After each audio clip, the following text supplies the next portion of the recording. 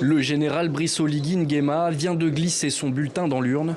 C'est une journée cruciale pour le président de transition du Gabon, alors que son projet de nouvelle constitution est présenté au suffrage des électeurs. En cas d'adoption, la nouvelle constitution renforcerait le pouvoir du président et ouvrirait la voie à une élection présidentielle en 2025. J'ai voté oui parce que la Constitution nous ramène dans les dispositifs réels de la démocratie. Nous sommes revenus au scrutin à 2 tours.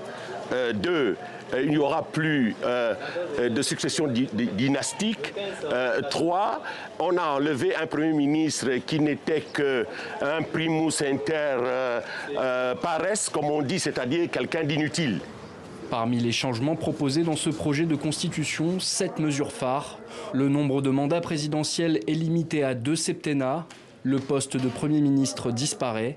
Le président devient seul détenteur du pouvoir exécutif. Le gouvernement devient responsable devant le chef de l'État. Le président peut dissoudre l'Assemblée une fois au cours de son mandat. Le président peut être mis en accusation par le Parlement devant la Haute Cour de justice.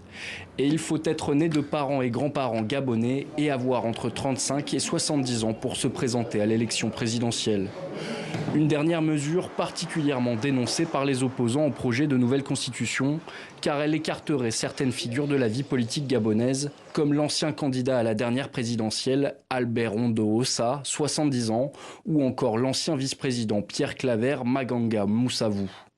La principale disposition qui moi, m'a obligé à voter non, et d'ailleurs la raison pour laquelle j'ai appelé le plus grand nombre à voter non, c'est le régime hyper présidentialiste qu'on nous impose dans cette constitution avec un président roi.